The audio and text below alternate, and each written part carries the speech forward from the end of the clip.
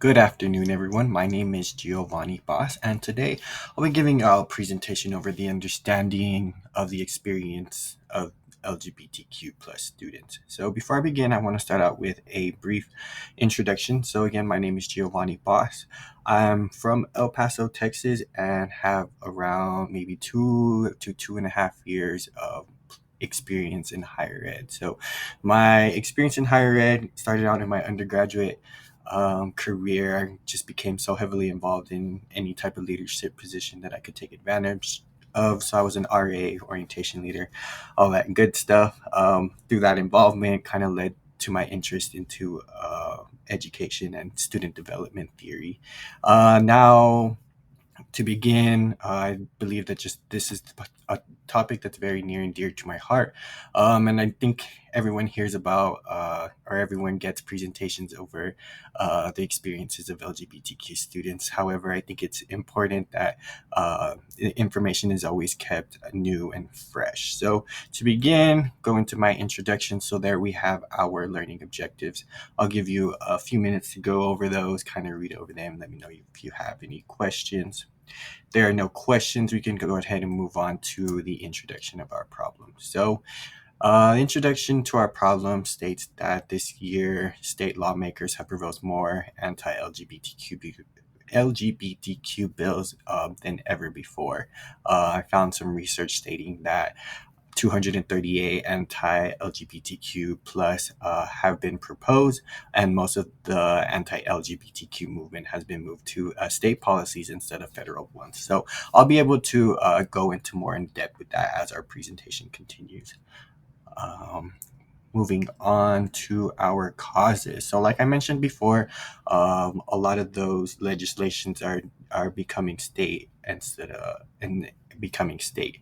So, the causes of the LGBTQ community feeling unheard and unprotected is due to the anti-LGBTQ bills proposed. So, I have a couple of examples. Some of the more recent ones that I've heard of. So, Oklahoma proposed a library ban on sexual and gender identity books. Tennessee also proposed legislation to prohibit scholars from publicly discussing or teaching LGBT issues in lifestyle. And then Texas, although it did not get passed, our Texas Governor Greg Abbott tried to propose a bill to have licensed professionals and general public reports to state authorities, the parents of transgender minor undergoing elective procedures. So although this did not get passed, I still believe that it had a negative impact on an already marginalized group.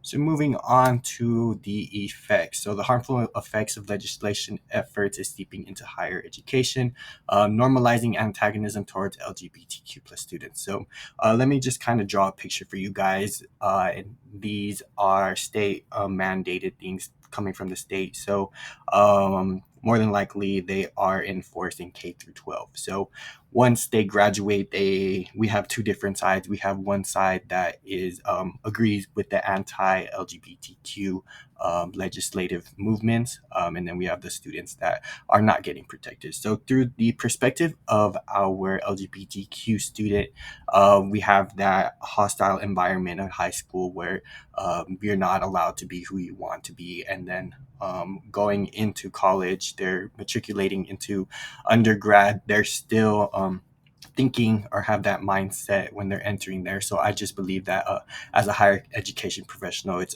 my job to make sure that once they get to college, that we teach them how to embrace and how to love being themselves. On the other hand, we are going to have our students again that are for these anti-LGBTQ bills. So then they get matriculated into college and again are spreading that negative behavior and harassment. So also something to be aware of.